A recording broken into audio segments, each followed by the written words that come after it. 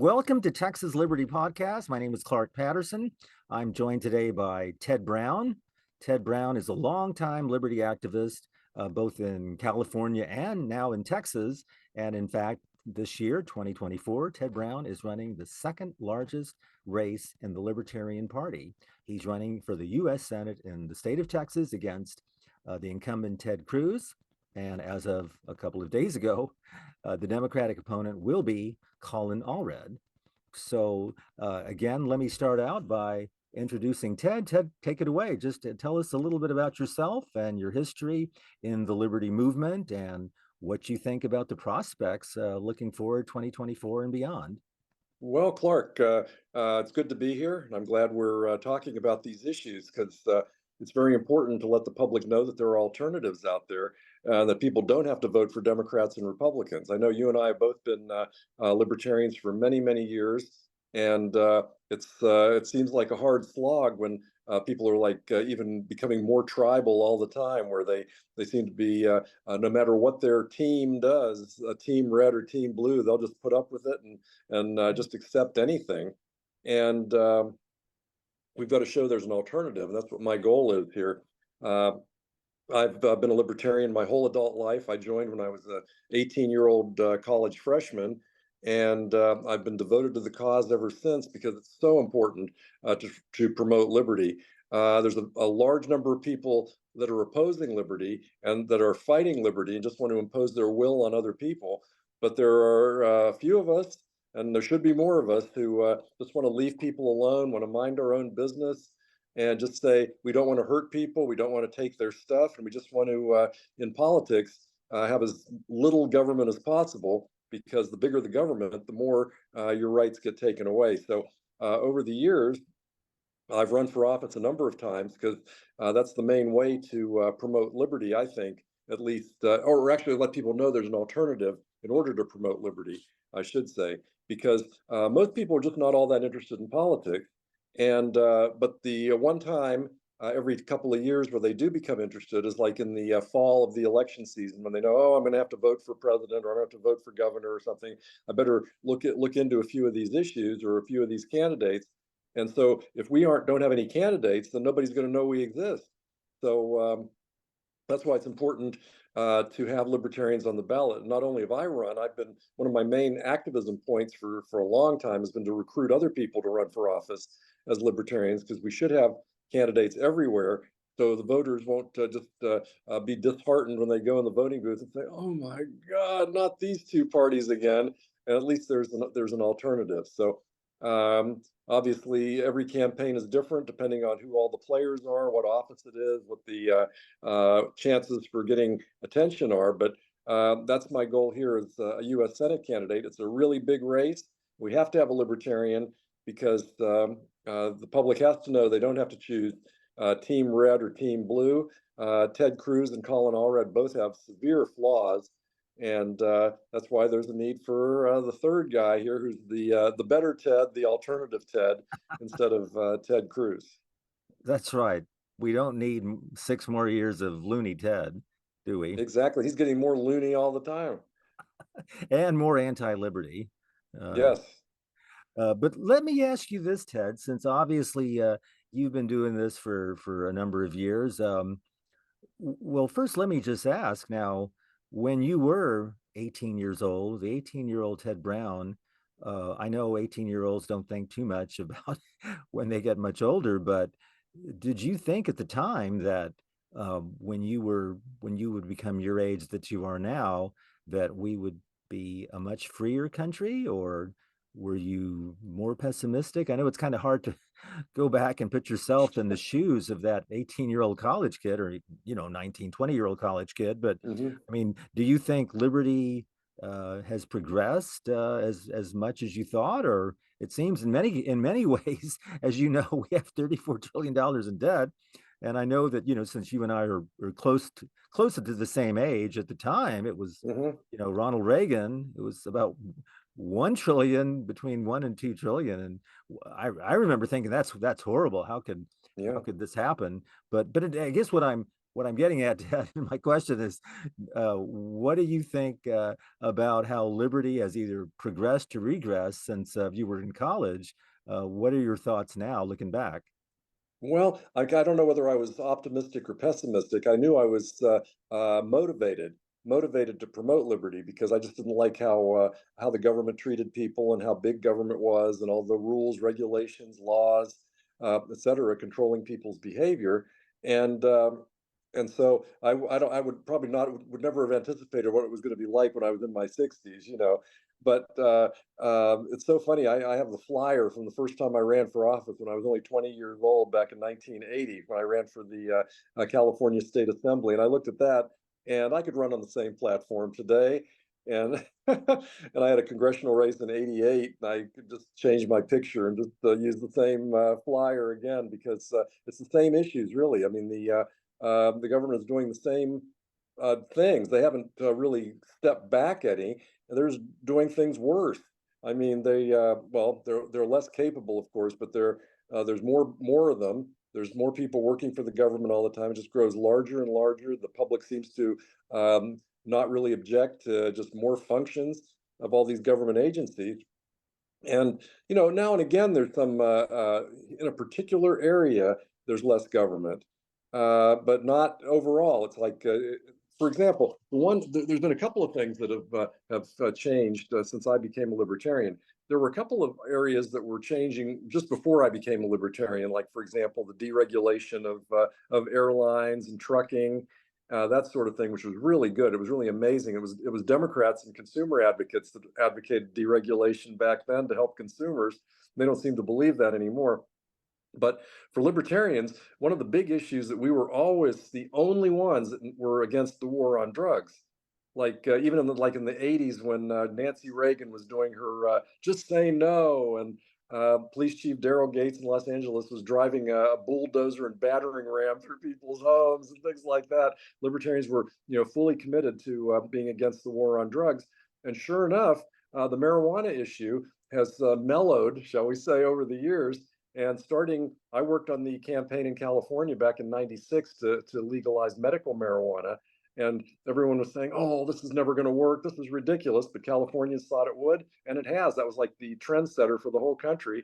And now most people in the country, like 70 or 80% of the people are in favor of medical marijuana. And a majority, even in states like Oklahoma and Alabama, believe it, the recreational use should be legal. So libertarians did have an influence there, and there's been like a sea change on that issue. Gay rights was another.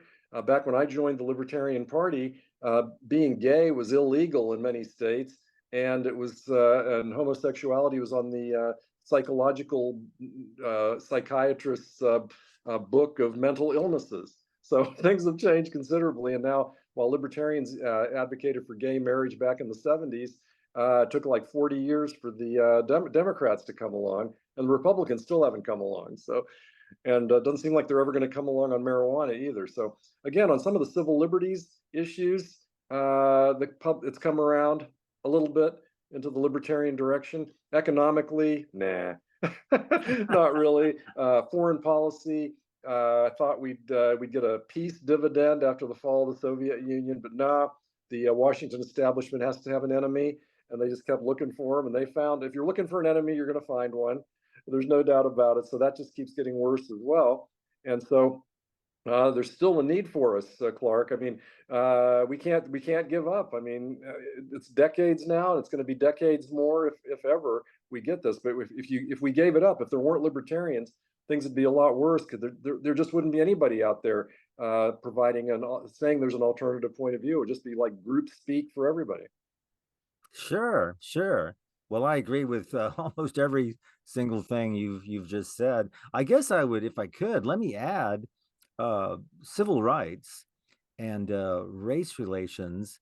Now, I've lived in the South here in Texas for most of my life, all but about maybe 7, 8 years of my life. I've Hmm. lived somewhere in the South, Houston, well, really just two cities, Houston and Austin. And I can Yeah. honestly say race relations and gender relations, and I know you kind of alluded to that. What you also mentioned, of course, the LBGT Q agenda, um, that has, changed light. We're light years ahead in a positive direction than where Hmm. we were, let's say, when I was 10 years old, because I can definitely remember the adults when I was 10 years old, white adults, just pretty much saying, uh, out loud that, well, I guess it's okay that blacks, receive their civil rights, um, but as long as they don't move into the neighborhood,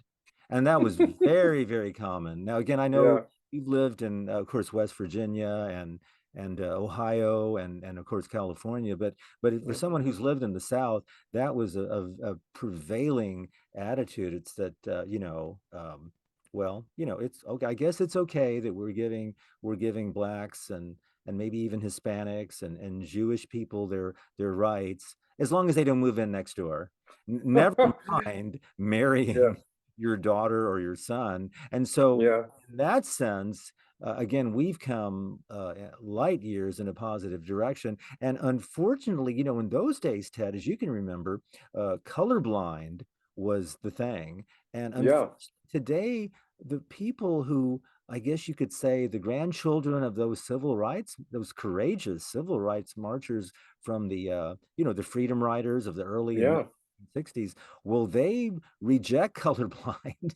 And I find that just very disappointing that they've kind of rejected the whole colorblind narrative. In fact, today it's the conservatives, believe it or not. Now, again, they're probably their parents and grandparents weren't for a colorblind society, but now, it seems as if the people on the right and some of the people on the right, I always question I think it's Hmm. it's it's good to question their motives, but the fact is, they seem to have, when you hear when I hear a colorblind society, I just automatically now think, well, it's probably some conservative, or maybe Yeah. a conservative or just a conservative person who's arguing for that. So I think, yeah, we Well. should. I think you're right. We should give credit where credit is due, and I would say, really, those areas that you highlighted, um, drug decriminalization, Mhm. LGBTQ rights, race relations, gender relations. We have this country, the U.S. and probably the Western Mhm. world in general, has greatly progressed, but Yes. everything else, everything else is worse. I mean, we have now Pretty what, much. 30, Yeah. Pretty 34 much trillion just. dollars in debt. And speaking of which, I always believe that, for the next generation at least, everyone should support the LP, because we Yes. we have $34 trillion in debt. I mean, I guess, even if, I mean, obviously I believe in liberty, but the fact is, we have $34 trillion in debt and Mm. unfunded liabilities of over $100 trillion. I mean, everyone, even someone on the left, or even on the cultural right, they should just to balance the budget, we have to make massive, massive cuts, because quite frankly, Exactly. the baby boomers have overspent. We've spent children's, I Yes. mean, we just have grossly overspent. So, anyway, yeah. So let's try to wrap this up in the next few minutes, Ted. So, what are Yes. your prospects? What are your view of the prospects for liberty? Well, specifically with your race this year, and then just going forward, because you do have children. You have a daughter, and Yes. I believe she's in her 30s, somewhere in her My 30s. daughter, my daughter's 31, and she's working at a major university and doing fundraising for their university hospital. But she certainly gets slammed on taxes because she doesn't own a home or anything, and so but she doesn't seem to care as much about these things as I do. In fact, she's like a Bernie Sanders supporter, so it's one of my failures there that I couldn't. But kids like to rebel. In this case, a lot of us rebel by becoming libertarians, and then a kid of a libertarian can rebel by doing just the opposite. So those things happen. But no matter what, even if we don't agree politically, I certainly want what's best for her, and I don't want her to be facing economic ruin in this country. I don't want her to be facing a nuclear war, especially with the way our politicians are leading us in that direction, just blindly and not even noticing practically. And so it's important for me to fight to, even though I'm getting to be an older guy, it's still important for me for the future, for her and for everybody, really, to make for a better country and a better world. And that's I'm sure not going to give up trying to do that. Well, great, great. So it sounds like so your daughter uh isn't terribly or isn't as concerned as you are about the future prospects of liberty in the US. I mean, maybe on civil liberties issues, and Yes, she's with the libertarian message, but it sounds like unlike you and I, she doesn't fear the consequences of that $34 trillion. And exactly, it's not standing still. If you could exactly, go to the exactly. debt clock, it's just rolling out millions and millions even as we speak. I'm sure Right. just since we started this podcast, the federal government has added probably many millions of dollars in debt. So Well, that's because of having an unbalanced budget. There wouldn't be an addition to the national debt at all if it was a balanced budget, because it's the deficit spending that gets added on to the budget, and they're overspending like a few hundred billion a month. I think it's just crazy. oh, that's okay, great. Well, in the minute or so we have left, maybe you can tell us what you're going to be focusing on in your campaign against Ted Cruz, of course, in the upcoming months. Are Well, there just to certain show issues? Yeah, just to show that there's an alternative. I mean, while Ted Cruz, for example, might understand economics, he doesn't really act on it. And Colin Allred would faint if he had to read an economics book. So it's just if you need someone to like talk for fiscal responsibility, I'm your man. And if you need someone to advocate for civil liberties, I'm your man, because Cruz sure doesn't believe in them. And Allred, questionable record. I mean, it's hard. I'd have to do some more research on his record, but he doesn't do anything that stands out. He just votes 100% with the Democratic leadership, except until recently when he took some anti-immigrant positions, just to be, I guess, to make sure that Texans don't think he's too mushy on the issue. But I take, since I'm very pro-immigrant, and we can talk about that on another show. I think that I'm going to try to appeal to Hispanic voters to show that I'm the only person that welcomes other Hispanics to this country. So apparently Allred doesn't, and Cruz sure doesn't, even though he's of Cuban descent. So, that's going to be a major issue in the campaign. I think immigration is definitely a big issue in Texas and in the country. All right, great. Well, listen, on that note, we'll wrap up, Ted, and just mention your website real quick as we're winding down. Yes, yes, tedbrown.org. Please check it out, make a contribution there, and also follow me on Facebook.